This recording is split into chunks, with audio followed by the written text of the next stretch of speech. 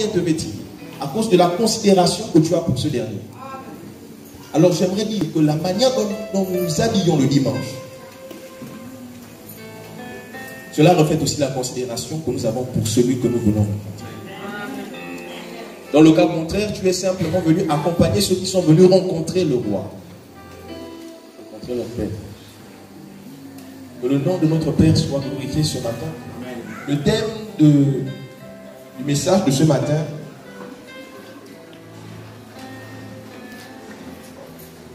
c'est le prince de ce monde vient.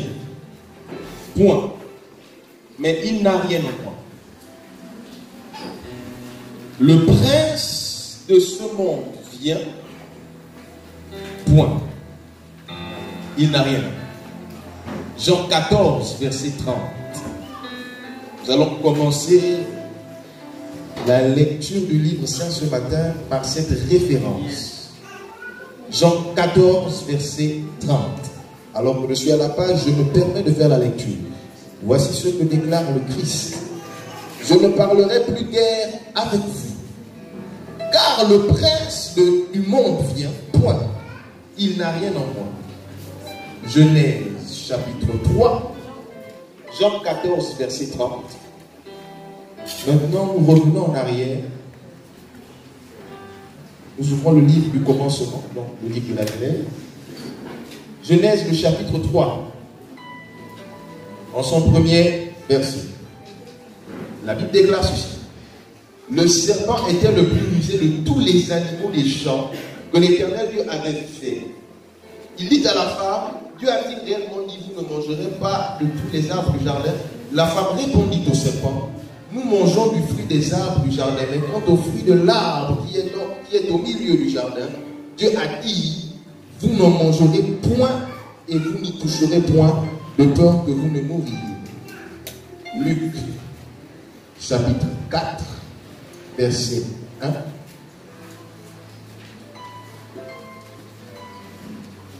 Luc, chapitre 4, verset 1.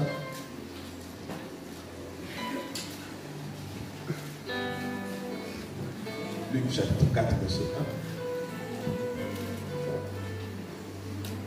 1. Jésus, rempli du Saint-Esprit, revint du Jourdain et il fut conduit par l'Esprit dans le désert, où il fut tenté par le diable pendant 40 jours. Il ne mangea rien durant ce jour-là. Et après qu'ils furent écoulés, il eut faim. Le diable lui dit, si tu es fils de Dieu, ordonne à cette pierre qu'elle devienne du pain. Jésus lui répondit, il est écrit, l'homme ne vivra pas de pain sur le monde. Toujours quelque chose.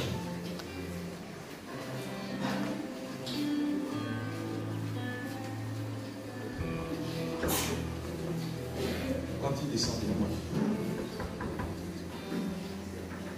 Le premier point que nous allons voir ce matin, ce sont les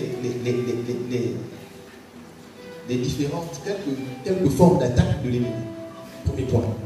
Quelques formes d'attaque de l'ennemi. Nous avons lu Luc 14, verset 30. Nous avons lu Genèse 3 à partir du verset 1. Nous avons lu Luc 4 à partir du verset 1. Oui, Jean 14, excusez-moi. Jean 14, verset 30.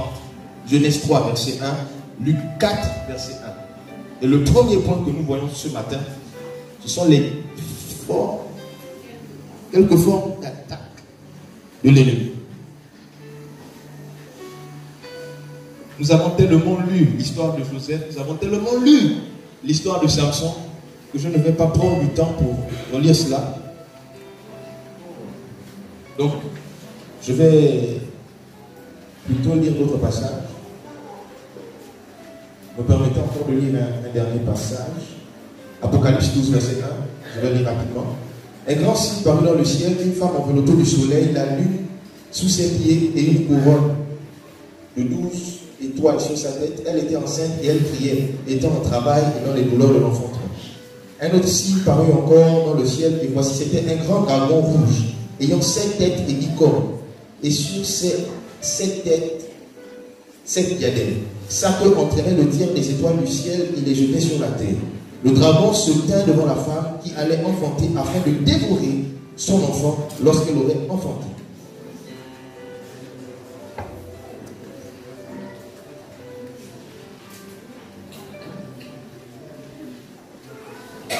Ici, on nous parle d'un dragon dans Apocalypse 12. Et lorsqu'on nous parle de ce dragon, c'est la représentation de qui? Du diable, de Satan. En fait, c'est l'une des formes qu'il utilise pour travailler. Et lorsqu'on nous parle du dragon, on nous dit que l'objectif du dragon était de détruire. Quelle que soit la première chose que nous devons retenir, c'est que quelles que soient les formes d'attaque que l'ennemi utilise, son objectif final, c'est détruire. Mais il a plusieurs techniques par lesquelles il passe pour arriver à sa fin. Et là, lorsqu'on nous parle du dragon, on nous montre un combat entre la femme enceinte et le dragon. Ça veut dire que là, lorsque Satan vient pour détruire, il vient en attaquant, en menant un combat.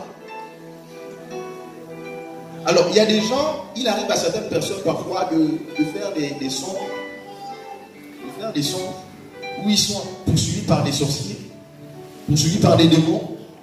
Là où on veut les tuer, il y a des gens qui sont par des moments attaqués par des maladies qui se succèdent. Certaines personnes sont attaquées, il y a même des accidents qui se produisent. Alors, lorsque ce genre de choses se produisent, il faudrait que vous puissiez comprendre que ça, c'est l'attaque du dragon. D'accord? Ça, c'est l'action du dragon. Ça veut dire que là, pendant que le diable est en train d'agir, il utilise le dragon. Est-ce qu'on se comprend? Cette femme était dans le désert, elle était enceinte. Mais elle devait se protéger, pourquoi? Parce que le dragon était à sa poursuite, pour dévorer son enfant. Et lorsqu'on parle dans Genèse 3, allez très vite, on va dans Genèse 3, on nous parle du serpent. C'est une autre représentation de Satan. D'accord? Et lorsqu'on parle dans Luc 4, on ne nous parle pas du serpent, on nous parle de Satan. Mais vous allez remarquer que la méthode utilisée dans Genèse 3 est la même méthode qui est utilisée dans Luc 4. C'est-à-dire, dans Genèse 3, le serpent vient et il se sert de ce que Dieu a dit pour pouvoir attaquer. Dans Luc 4, Satan se sert de ce qui est écrit dans la Bible pour attaquer Jésus. Mais lorsqu'il vient cette fois-ci attaquer, c'est pas du démon, c'est pas... Non, non, non. Il vient mais avec la ruse. Il vient avec la séduction. Vous savez, lorsque le diable se rend compte que l'attaque du dragon n'a pas marché, il passe à l'attaque du serpent. Parce qu'il y a des gens, l'attaque du dragon ne marche pas. Pourquoi? Parce que, en fait, ils sont entourés. Il y a des anges qui sont là. Il y a une grande puissance autour d'eux. Au point où le diable, le dragon, ne peut pas attaquer. Alors, qu'est-ce qu'il fait? Il vient par la ruse. Il vient physiquement. Il vient faire quoi? Séduire. En fait, la séduction, c'est une négociation. C'est-à-dire que Satan vient, il négocie avec toi. Et là, dans la négociation, c'est à toi de savoir comment gérer. C'est même dans les entreprises, il y a des gens qu'on envoie souvent pour négocier les contrats. Parce que les gars, ils savent bien parler. Il y a des gars, on sait que celui-là, lorsqu'on le place là, l'entreprise ne peut pas, on appelle ça comment? Ne peut pas signer un contrat là où l'entreprise est perdante. D'accord? Ça, ils le savent. Et là, vous voyez que même dans le monde physique, il faut avoir la tchatch pour réussir à gagner dans les négociations. Mais la tchatch vient de quoi? De ce que tu connais. Et dans le monde spirituel, il faut aussi la connaissance de Dieu pour pouvoir résister lorsque le diable t'attaque sous la forme du serpent. C'est la séduction. Et voici comment, lorsque nous revenons à nos deux histoires, celle de Samson et de Joseph. On se rend compte que tout n'a pas commencé d'abord par Delilah qui est arrivé. Non.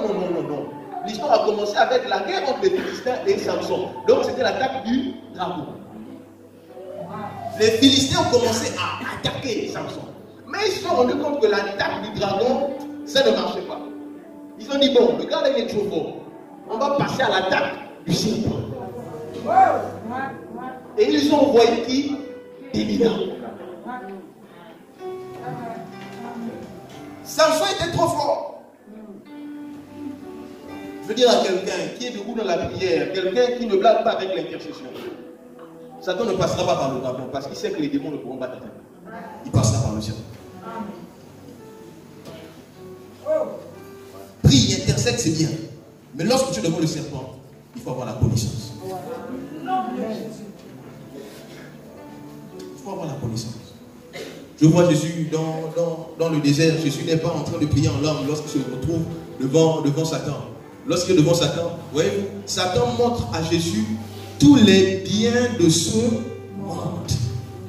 Et il lui dit, toutes ces choses-là m'ont été données. Et si toi tu te prosternes et tu m'adores, je te donnerai. Oui, comment c'est beau, comment c'est...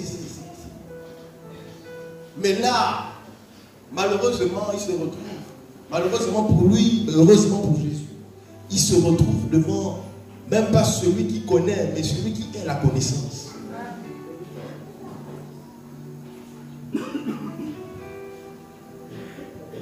Nous devons faire attention. Et ce que je veux dire ce matin, c'est que la femme de Potiphar était la Delilah de Joseph. Delilah se retrouve dans la même maison que Samson. Joseph se trouve dans la même maison que la femme de Potiphar. Delilah insiste pendant plusieurs jours. Peut-être ça a fait des mois, peut-être des années, on ne sait pas. Mais on sait que ça a pris du temps. Et après un certain temps, elle a réussi à détruire Samson. Et la Bible, lorsqu'on nous parle de la femme de Potiphar, elle aussi, elle insistait. Elle n'a pas demandé ça à Joseph une fois. Elle insistait. Et je suis sûr que ce jour-là, Madame Potiphar s'est arrangée pour qu'il n'y ait personne dans la maison, aucun serviteur. Toi, va au marché. Toi, va me chercher ça. Et elle s'est retrouvée dans une pièce seule avec Joseph pour dire que mon petit, aujourd'hui là, c'est toi et moi.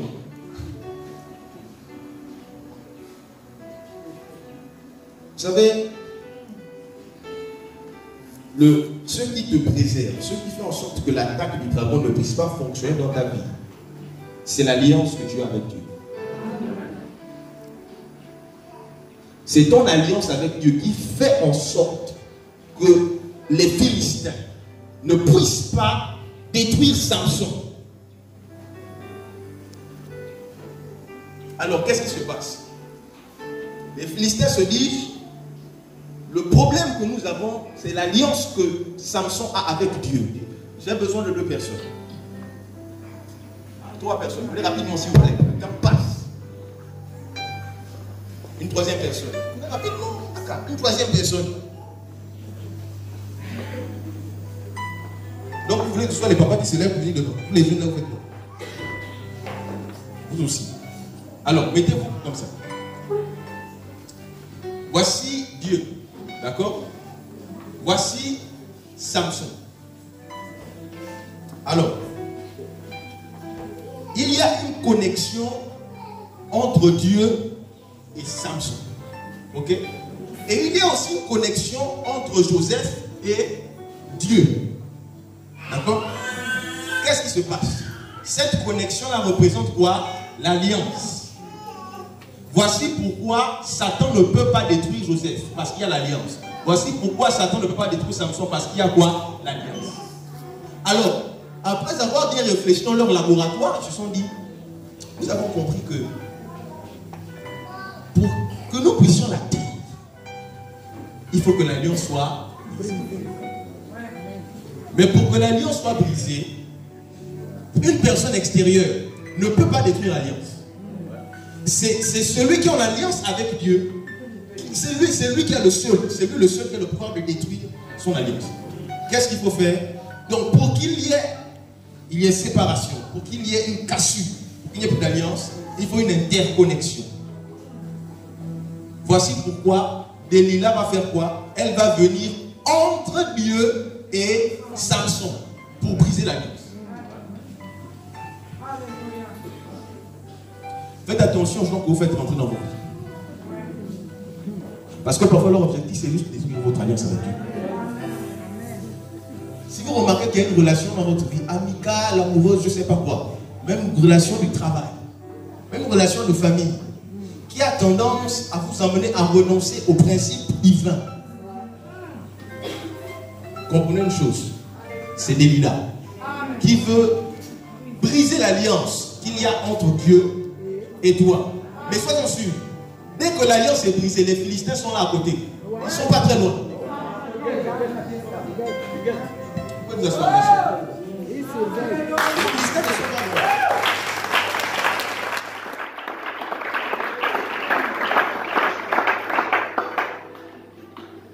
L'objectif de Delilah était de détruire l'alliance entre Samson et Dieu pour permettre aux Philistins de venir s'asseoir, prendre autorité, prendre le contrôle de la vie de Samson.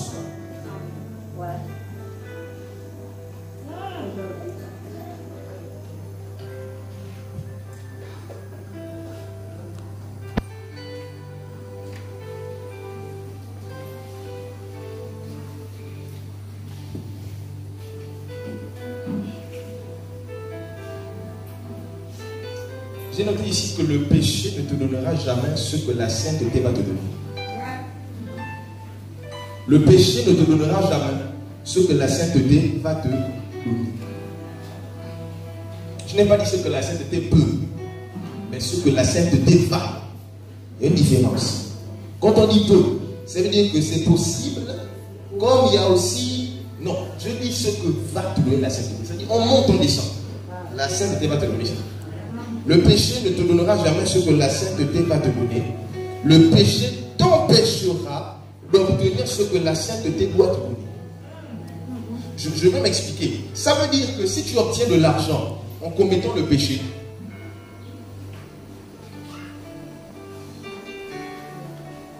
c'est que tu as obtenu de l'argent, certes, mais tu viens de te priver de quelque chose de plus grand que l'argent que tu as eu. Satan propose à Jésus la gloire de ce monde, une valeur très grande. Mais lorsque Jésus refuse, Jésus reçoit le nom le plus élevé. Quel que soit ce que le péché peut te donner, cela n'est rien comparé à ce que la sainteté doit te donner. Voici pourquoi, quel que soit ce que le péché te met sur la table comme proposition, sache que ce sera toujours l'amour. Parce que l'amour ne peut produire que l'amour. Et le péché, c'est l'amour. Tu dois refuser le péché. Peut-être on dit peut-être pas ça bien, mais je veux nous dire que le péché nous donne des choses. Le péché donne aussi des choses. Il y a des gens qui ont des entreprises, directeurs d'entreprise, mais c'est le péché qui l'a emmené là-bas. Il a vendu son corps pour arriver là-bas. Il a fait couler le sang humain pour arriver là-bas. Mais je veux te dire que l'endroit là où Satan t'amène, à chaque fois que le péché te donne quelque chose, Satan t'a escroqué. À chaque fois que le péché t'a donné quelque chose, sache que Satan vient de t'escroquer. Sache que dans le contrat que vous avez signé, c'est lui qui a eu la plus grosse part. C'est toi qui as le plus travaillé et c'est lui qui a eu la plus grosse part. Il t'a donné 2%, il a pris 98%. Et toi, quand tu as les 2%, vous savez, si on nous parle de 200 millions, 10% de 200 millions, c'est combien? 20 millions. Si vous voyez quelqu'un avec 20 millions, vous allez dire, bon, oh, le gars, il a l'argent, n'est-ce pas? Mais si on pense au capital, on nous parle de 200 millions. Ça veut dire qu'il nous reste combien? 180 millions. Ça veut dire que tu as fait une bonne affaire. C'est toi qui as travaillé. Lui, il est seulement là. Et puis il te dit, bon, écoute, je te donne 20 millions sur le travail que tu as fait. Oh, c'est beaucoup. Mais renseigne-toi, vous savez ce que le diable fait. Le diable ne te fait jamais savoir le pourcentage qu'il t'a donné. Il te donne quelque chose qui a de la valeur à tes yeux. Mais il te cachera toujours le pourcentage qu'il t'a donné. Parce qu'il sait que si tu as connaissance du pourcentage qu'il t'a donné, tu vas refuser de signer ce contrat. Voici pourquoi lorsque le péché vient devant toi, le péché ne te montrera jamais les inconvénients, mais le péché ne te montrera que les bénéfices. Le péché ne te montrera que les avantages. Si vous êtes dans la maison de Potiphar, vous imaginez un peu, la femme du chef de la maison te dit, sois avec moi. Attendez, le petit peut dire, non, mais là, je suis tombé sur la bonne affaire. Si je suis avec l'enfant, là, tout ce que je vais demander, elle va secouer son mari, et puis elle va même tuer le vieux, et puis on va rester ensemble. Mais comprenez une chose, la richesse de Potiphar n'était rien comparé à la richesse du premier ministre en Égypte. Le péché devait donner à Joseph la suprématie dans la maison de Potiphar, mais la sainteté allait lui donner la suprématie en Égypte. Or, la maison de Potiphar est plus petite que l'Égypte. Or, l'Égypte est la maison de Potiphar. Sache que quel que soit ce que le péché va te donner, la sainteté, dans ce que la sainteté va te donner, il y a ça dedans et c'est même très bas.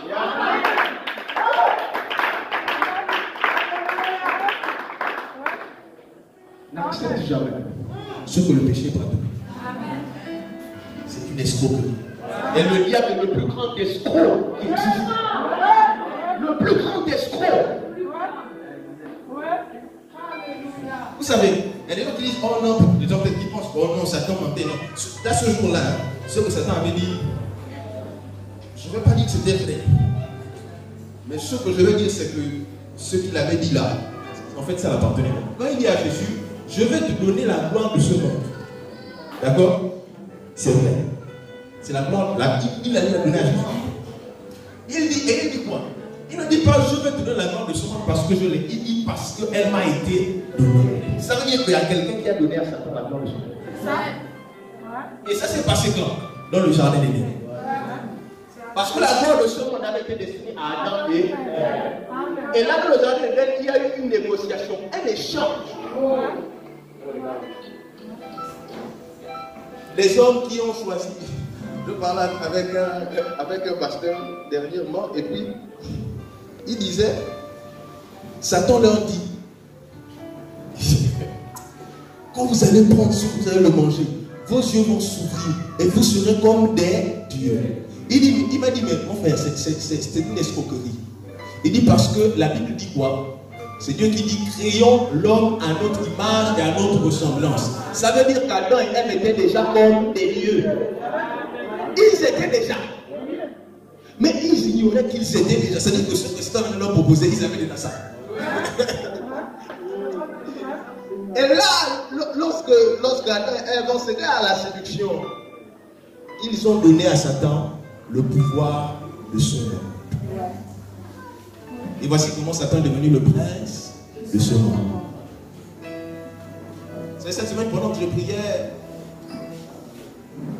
ça a résonné fortement dans mon esprit. Le prince de ce monde vient. Il n'a rien à voir. Le prince de ce monde vient. Il n'a rien à voir. Les deux personnes qui étaient là revenaient encore. Non, les trois qui étaient là revenaient encore rapidement. Vite les frères, vous êtes jeunes, vous êtes vaillants. On sent quand même faire bizarre. J'ai besoin d'une soeur. Je ne peux pas donner le mot d'une soeur. J'ai besoin d'une soeur, s'il vous plaît. Une soeur, ensemble. Si tu veux venir, viens. Parce que tu commences à bouger, viens. Alors, je n'ai pas dit que ce qui s'est passé. Là, ce n'est pas une parole prophétique. C'est pas ce que viens, mets-toi ici. Et toi, tu restes avec lui. Lui, c'est le père. C'est Esther. Lui, c'est le père d'Esther. D'accord? Lui, il travaille pour lui. Ok? Le frère Blondel, il vient demander la main d'Esther à son papa. Ok? Qu'est-ce qu'il fait? Il prend Esther, après la dot, il rentre chez eux. Ok? Alors, le jour où le père d'Esther vient à la maison, quand il rentre, est-ce que lui, il peut le chasser? Quand il rentre dans la maison, il peut s'asseoir sur les fauteuils. Est-ce qu'il va le chasser? Il peut aller à la cuisine, non? Ouvrir le congélateur. Est-ce qu'il va le chasser? Vous comprenez ce que je veux dire? Mais pas ça. Le jour, même si ça ne peut mal, papa, c'est vrai. Parce que la belle famille, il nous assure. Papa, des moments là où il veut parler. C'était mon gâteau. Oh, le beau-père est là. Et tu vois, il est là. Et puis par même, le beau-père vient. Mais regarde comment toi tu es. Regarde tellement fini ce monde-là comme ça. Pourquoi? Avant que Blondel ne se marie avec elle, si ce monsieur venait là, il pouvait le shooter, il le chasse. Un jour, le frère peut envoyer son serviteur. Il arrive. Bonjour. Bonjour, monsieur Mouélé. C'est mon patron qui m'a envoyé. Il dit récupérer la voiture. Il va tout ce qu'il veut. Pourquoi? À cause de la fille qu'il a épousée. Parce qu'il a une partie de lui. Cette fille, sa fille, est une partie de lui dans la maison de Blondel. Est-ce qu'on se comprend? Voici Satan. Voici le péché. Lorsque tu prends le péché et que tu le fais rentrer dans ta maison, Satan a tous les droits de rentrer dans ta maison et de faire ce qu'il veut. Ta maison, c'est ta vie.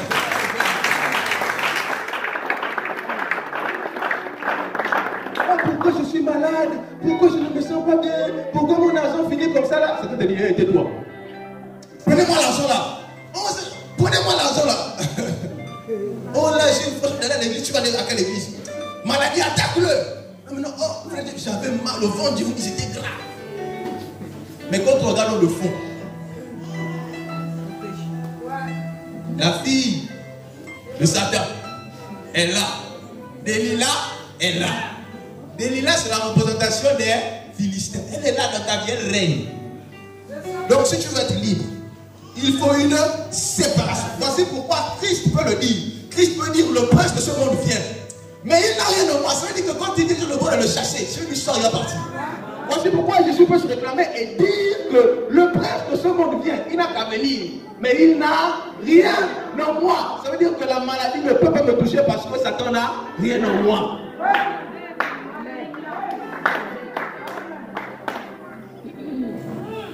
Il n'a rien en moi. La question que je vais te poser, c'est est-ce que le prince de ce monde n'a rien dans ta vie?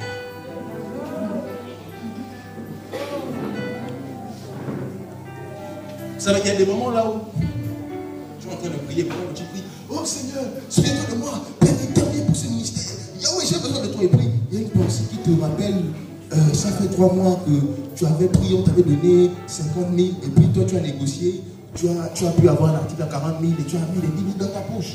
Et puis pendant que tu pries, la pensée là dans ta tête, souviens-toi, tu as pris les 10 000 d'autrui. Oui, ça arrive à tout le monde, ça. Amen. Ça arrive à tout le monde. Amen. Parfois, je me vois ce matin pendant que je me lève, parce que j'ai dormi très tard, quasiment à 4 h du matin, et je n'ai pas dormir.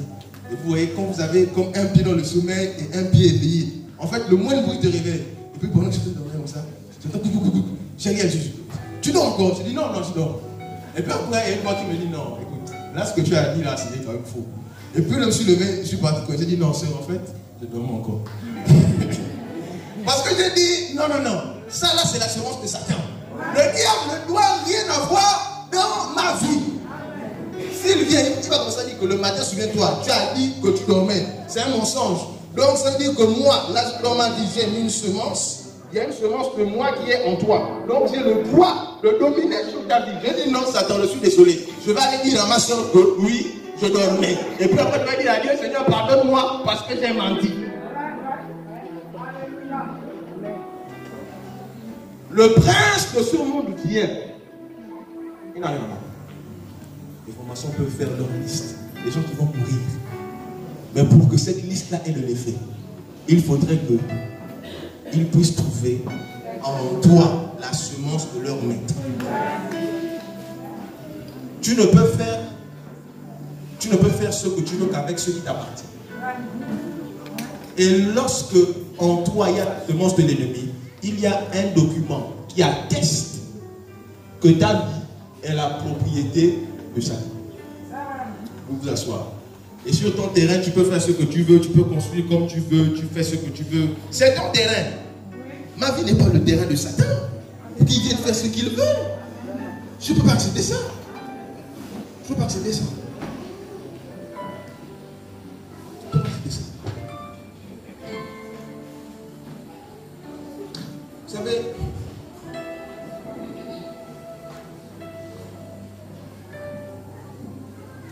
Joseph, lorsqu'il est devant la femme de Potiphar, j'aurais bien aimé dans la Bible qu'on donne son nom parce que ça fait un peu la femme de Potiphar. Joseph se retrouve dans la femme de Potiphar.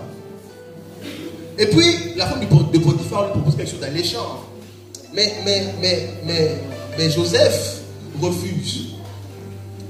Joseph va jusqu'à perdre son vêtement. Joseph va aller jusqu'au prison. Et puis, on doit quand même se poser la question. Qu'est-ce qui a fait en sorte que Joseph puisse accepter qu'on lui arrache son vêtement? Qu'il puisse courir nu, qu'il puisse, voilà, il a peut-être juste un petit truc et tout. On va arracher ce qu'il avait en bas. Et puis, qu'est-ce qui fait en sorte que Joseph puisse rester déterminé dans sa volonté à ne pas faire le mal, dans sa volonté à ne pas avoir un lien avec le mal? C'est la promesse. Joseph avait la promesse de Dieu. Il avait 17 ans lorsque Dieu lui avait montré cette vision. Le péché vient dans ta vie pour voler la promesse de Dieu. Mon frère, quel que soit le péché qui est devant toi, ne vends pas le péché, ne vends pas la promesse à cause du péché. Quel que soit ce qui est sur la table, la promesse que Dieu a faite à propos de ta vie, tu ne dois pas laisser Satan te la dérober. Tu n'as qu'à arracher mon habit, même si que je marche en sous-vêtements. Je n'ai plus l'habit, mais j'ai encore la promesse de Dieu. Je veux dire à quelqu'un que même si tu n'as pas l'argent sur lui, tu n'as pas l'argent, mais tu as la promesse de Dieu. Même si tu n'as pas encore le mariage, tu n'as pas le mariage, mais tu as encore la promesse de Dieu. Voici pourquoi Joseph n'a pas abandonné Dieu, même en prison. Il a fait 3 ans en prison, mais malgré ces 3 années, Joseph n'a pas maudit Dieu. Pourquoi? Parce qu'il avait la promesse de Dieu. Joseph n'avait pas entendu Dieu lui dire, mon fils, non. Il n'y avait pas eu une voix qu'il avait entendue, ou bien un prophète qui devait dire, ainsi parle l'Éternel. Mais au-delà de ça, Joseph s'est dit, je connais le Dieu de mes pères. C'est vrai qu'il m'avait parlé, j'avais 17 ans. Mais je sais que le Seigneur se cache toujours derrière sa parole pour l'accomplir. Quel que soit le temps que ça va prendre. Si j'ai la promesse, c'est qu'il y a l'espoir. La femme de Potiphar voulait voler la promesse. Moi je sais que Samson n'était pas appelé à mourir comme il est mort. Ça je le sais. C'était autre chose qui était écrit. Mais aujourd'hui dans l'église, beaucoup de chrétiens vendent la promesse au profit du péché. À cause de l'argent qu'on met sur la table. Vous savez, le monde des affaires, c'est un monde compliqué. Parfois, devant toi, tu sais information que tu as qui peut financer ton projet. Et quand tu penses à toutes les années de galère. Vous savez, le serpent, c'est un gars fort. Écoutez, quand vous êtes dans les temps difficiles, quand les pensées de la galère viennent, en fait, vous avez le choix. On sortit de la galère et rester dans la galère. Et puis les pensées de la galère viennent encore. Sachez que c'est le serpent. Il y a ton voisin, ne vend pas ta promesse. Il lui dit, ne vends pas ta promesse. Les biens de ce monde ne sont pas plus importants que la promesse. Est-ce qu'il y a quelqu'un qui lui a fait une promesse? C'est ça. Si Dieu t'a fait une promesse, déclare ces paroles sur ta vie, que je ne vendrai jamais la promesse que Dieu m'a faite.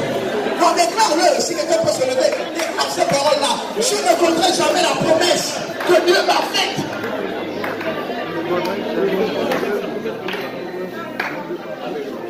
Ne vends pas la promesse que Dieu t'a faite. Si Dieu t'a dit, comme tu avais dit à Abraham, je te donnerai un fils. Je te donnerai un fils. Même si ça a 99 ans, sache que la promesse va devenir réalité. Écoutez, lorsque le péché vient, sachez que la promesse est déjà à quelque part de vous pour s'accomplir. La tentation, c'est le signe qui doit te pousser à dire que oui, si hier j'étais attaché à Dieu, aujourd'hui je dois encore plus m'attacher parce que la promesse est à quelque part de la réalité.